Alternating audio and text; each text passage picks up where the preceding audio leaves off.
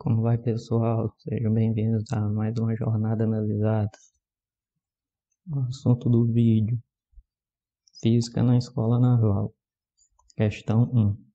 Aí, no caso, eu não tenho certeza de que ano foi esse vestibular, mas pelo que eu pesquisei, está entre as décadas de 60 e 70.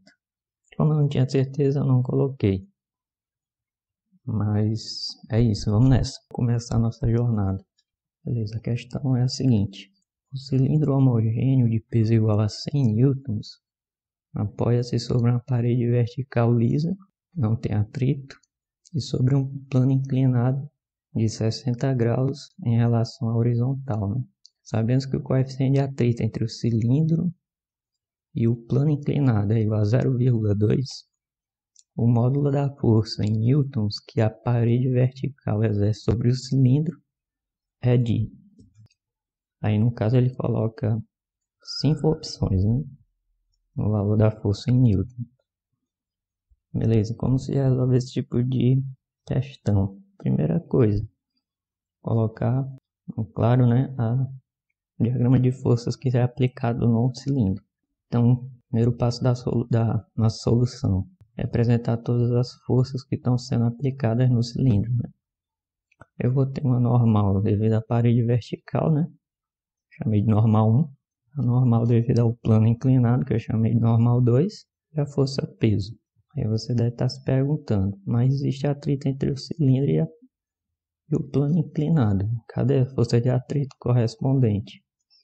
Essa é uma dúvida que surgiu nessa questão, um caso em que alguns alunos ficaram se perguntando isso. E existe até um fórum na internet onde essa questão é resolvida e que eles dizem lá o porquê não ter força de atrito. Mas só que eu achei que poderia ser explicado melhor isso, que de certa forma vai lhe ajudar em outras ocasiões que tiver situações semelhantes. Por que não incluir o atrito? Beleza, então vamos de novo à nossa situação aqui. Eu tenho um cilindro homogêneo que é colocado apoiado numa parede vertical e num plano inclinado que possui atrito. Um plano que forma 60 graus com a horizontal, ou seja, com o solo. Então, por que não existe atrito nesse caso?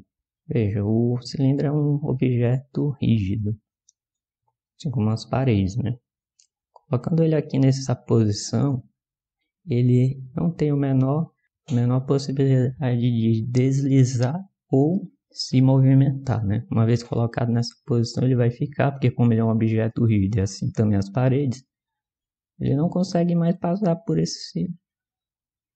além dessa posição, pois é muito estreito para ele poder se movimentar e até mesmo tender a se movimentar, Então aí está o motivo pelo qual não existe atrito.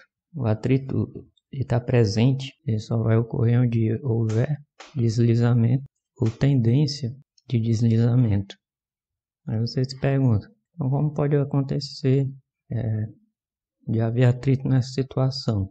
Bem, a gente pode considerar o seguinte: você aplicar uma força de forma que seja tangente ao cilindro, ou também pode fazer uma força desde que tenha uma componente tangencial ao cilindro, Eu coloquei a forma mais simples. Vai fazer com que ele vá girar nesse sentido, horário.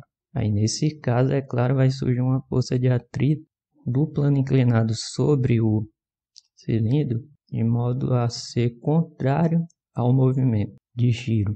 Ou no caso, se ainda não chegou a fazer com que o cilindro gire de fato, ela vai se opor à tendência do cilindro girar no sentido horário. Então, no caso, a força de atrito seria aqui nesse sentido, Da mesma forma, se eu aplicar a força no sentido contrário, fizer com que o cilindro gire no sentido anti-horário, aí vai, claro, surgir uma força de atrito que se opõe ao movimento de giro ou à tendência do cilindro girar, Seriam as duas situações em que haveria força de atrito entre o cilindro e o plano inclinado, caso ele tivesse tendência a se mover ou de fato se movendo, No caso aqui, o que ele pode fazer é girar.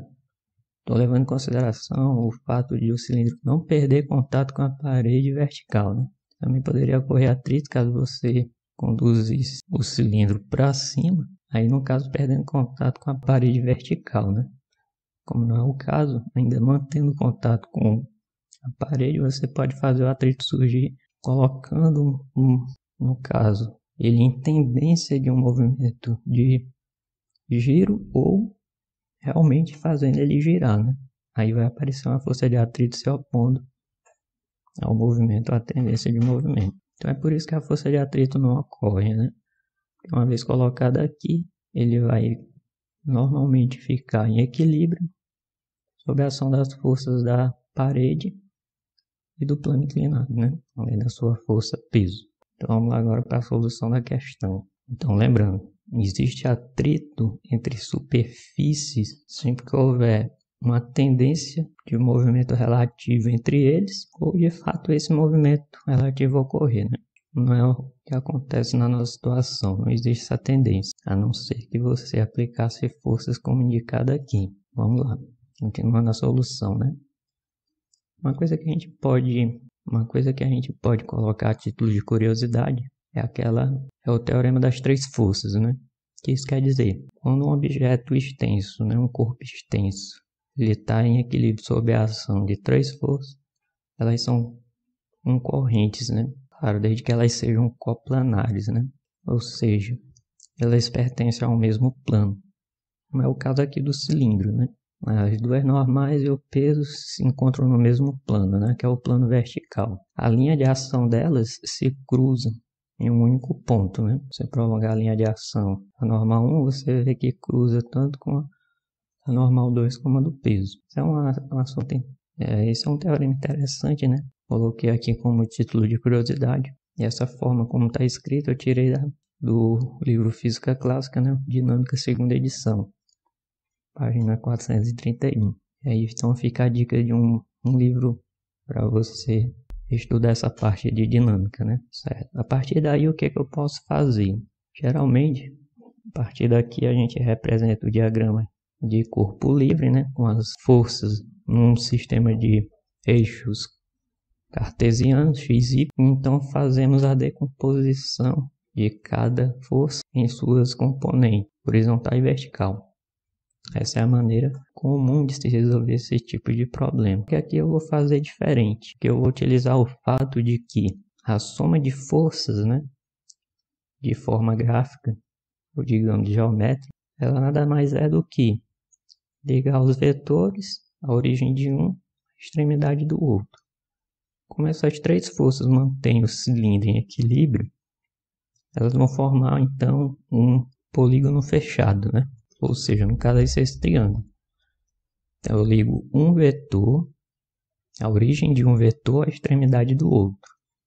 Se eu ligar a origem do vetor normal 2 à extremidade do vetor normal 1, e assim também com a força peso, como eles estão em equilíbrio, e assim também com a força peso, aí então essas três forças vão formar um polígono fechado, porque elas são forças exercidas em um objeto que está em equilíbrio, ou seja, a resultante é zero. Força resultante é zero. Como a força resultante, no caso, pode ser obtida ligando-se um vetor à extremidade do outro, então nesse caso eles têm que formar um polígono fechado, pois a resultante é zero. Então eu estou trazendo essa nova forma de resolver, no caso aproveitando o fato de que são três vetores e a resultante é nula, uma maneira diferente de resolver do que aquela que normalmente se usa decompondo vetores, né? Até porque se eu fizesse isso, daqui em diante na questão, eu não ia estar contribuindo muita coisa além do que já muitos contribuíram, né? Eu trouxe essa forma diferente a título de curiosidade, e mostrar que também pode ser utilizado. Aí no caso o triângulo vai ser retângulo, né? Porque a normal 1 e a força peso são perpendiculares, né? E além disso nós temos um ângulo de 60 graus. No caso ele deu um ângulo de 60 graus do plano. E é claro, né? No caso vai ser o mesmo ângulo que peso forma com a normal 2. Lembrando, se esse ângulo é 60, então o ângulo que o plano inclinado forma com a vertical ou com o o vetor peso é 30. Como esse vetor normal 2 forma um ângulo com peso, o plano inclinado forma o ângulo entre a horizontal e a força peso é 90 graus.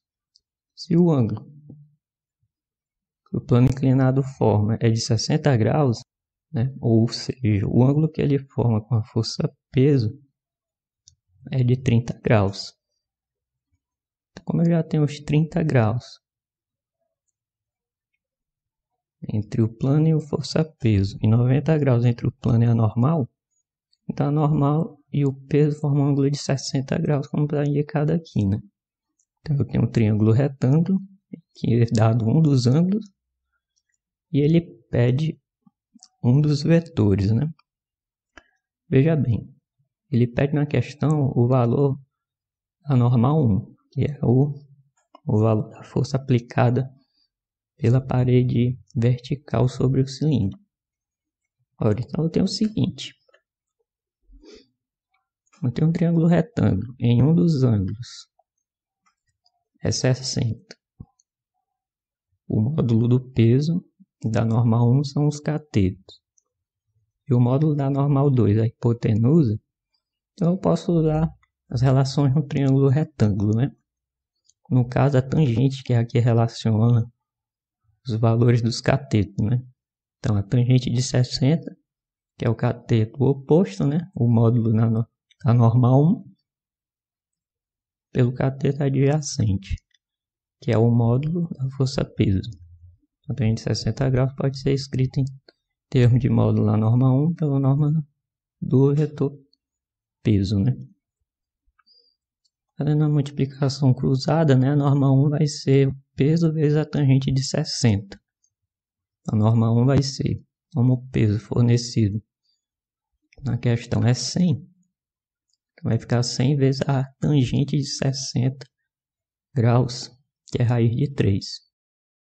Então, o valor da normal 1, a normal que a parede vertical é sobre o cilindro, vai ser 100 raiz de 3 newtons.